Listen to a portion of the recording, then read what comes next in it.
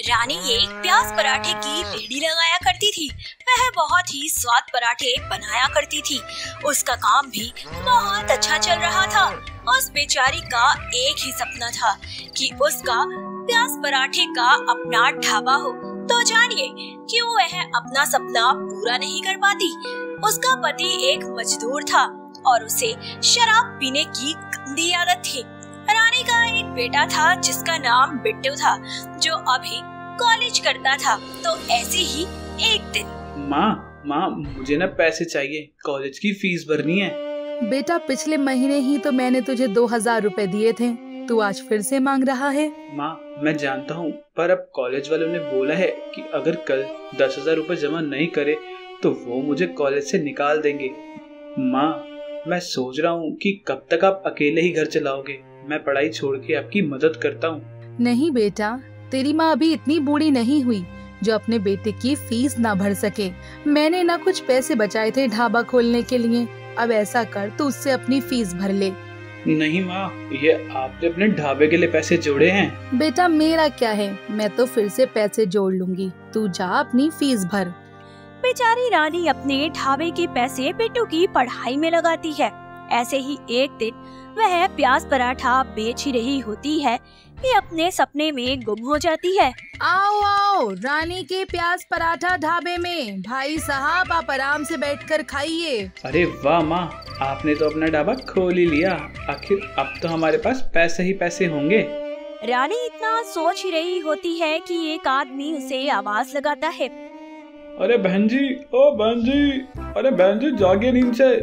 बेचारी रानी झन्नाते हुए अपने सपने से बाहर आ जाती है और बोलती है, सॉरी भाई साहब, वो क्या है ना, मेरी जरा सी आंख लग गई थी। अरे कोई नहीं बहन जी, एक बढ़िया सा मक्खन वाला पराठा दे दो, प्याज वाला, और थोड़े प्याज ज्यादा कर देना उसमें। जी भाई साहब, जैसा आप कहें मैं अभी बनाती हूँ। रानी उस आदमी के लिए पराठा बनाती है और उसके जाने के बाद खुद से कहती है, अरे भगवान, कब तक तू मुझे सिर्फ सपने दिखाएगा। मैंने तुझसे हमेशा सिर्फ अपने लिए एक ही चीज मांगी है कि मेरा भी एक प्याज का पराठा ढाबा हो जाए, जहाँ लोग अच्छे से बैठकर मेरे ढाबे में खाना खाएं। कोई नहीं, मैं हिम्मत नहीं हारूंगी और मैं मेहनत करके पैसे जरूर जोड़ूंगी। रानी अब और भी ज्यादा मेहनत करती है। वह सुबह से लेके शाम तक लोगों को अपनी रेहड़ी पर पराठे बनाकर परोसती जाती है और अपने घर में रखे एक संदूक में अपनी सारी कमाई जोड़ती जाती है। एक रात जब वह पैसे गिन रही होती है तो वह हैरान हो जाती है। अरे मेरे पैसे कहाँ गए? मैंने इतनी मेहनत करके पूरे 10,000 रुपए जोड़े थे, इसमें तो सिर्फ 2,000 रुपए ही हैं। मेरे बाकी के पैसे कहाँ गए? कहीं चोरी तो नहीं हुई? अगर चोरी होती तो चोर सारे ही पैसे ले जाता। बिट्टू से पूछती हूँ। बिट्टू, ओ बिट्टू जल्दी यहाँ। जी माँ जी बोलिए, आप इतनी परेशान क्यों लग रही हैं? बेटा मैंने यहाँ संदूक में पैसे रखे थे पूरे 10,000 रुपए, अब उसमें सिर्फ 2,000 ही बचे हैं, बाकी के पैसे चोरी हो गए। माँ आप याद करो, पक्का आपने संदूक में ही रखे थे ना? हाँ बेटा, कहीं तेरे पापा ने तो नहीं चुराए और शराब में उड़ा दिए हो? तभी उसका पति नशे में घर आता है और आकर कहता है, अरे ये सब क्या रोना धोना लगा रखा है? और सुन रानी, जा मेरे लिए एक प्याज पराठा लगा दे। आप फिर से शराब पीकर आ गए? अरे शराब तक तो ठीक था, अब आप मेरी कमाई के पैसे भी चुराने लगे। शर्म आती है आपको अपना पति कहते हुए। अरे मैंने कोई पैसे नहीं चुराए हैं तेरे, ये मेरी मेहनत के पैसे की दारू है, समझी?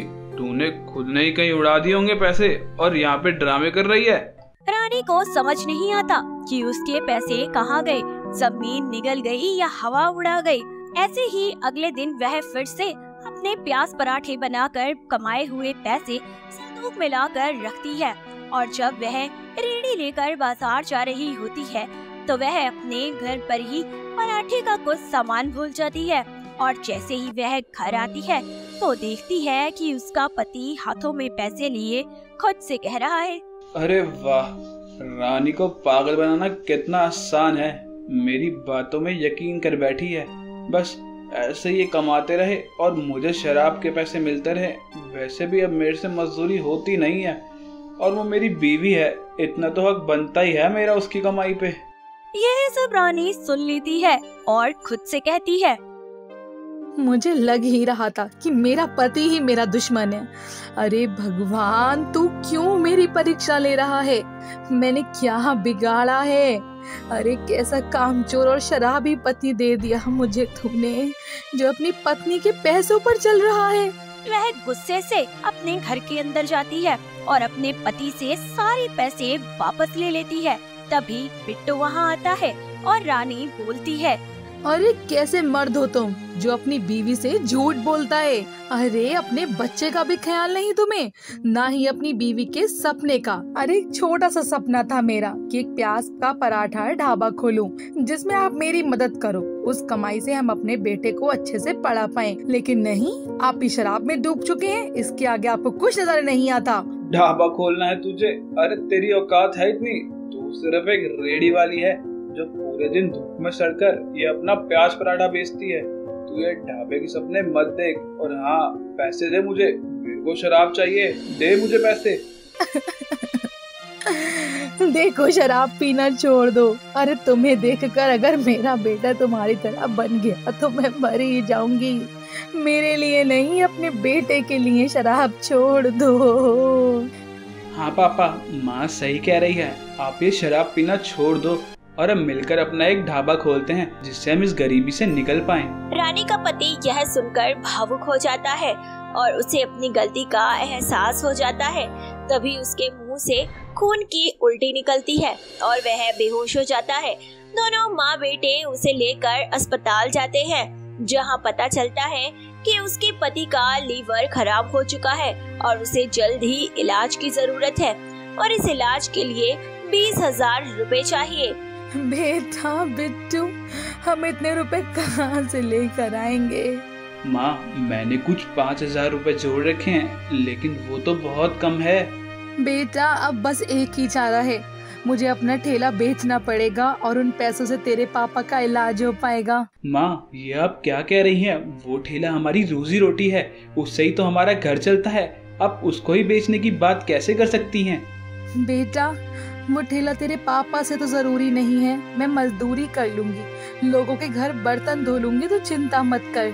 रानी अपना ठेला बेचकर हॉस्पिटल के पैसे जमा करवाती है और कुछ दिनों में उसका पति घर आ जाता है और जब उसको पता चलता है कि रानी ने उसके इलाज के लिए अपना ठेला बेच दिया तो उसकी आंखें नम हो जाती है और वह शर्म से अपना सिर झुका लेता है और बोलता है, मुझे माफ कर दो रानी, मैंने तुमसे तुम्हारा सब कुछ छीन लिया और तुम्हें लोगों के घरों में जाके काम करना पड़ रहा है। मैं वादा करता हूँ कि अब से मैं कभी शराब को हाथ नहीं लगाऊंगा और तुम्हारी पूरी तरह मदद करूंगा।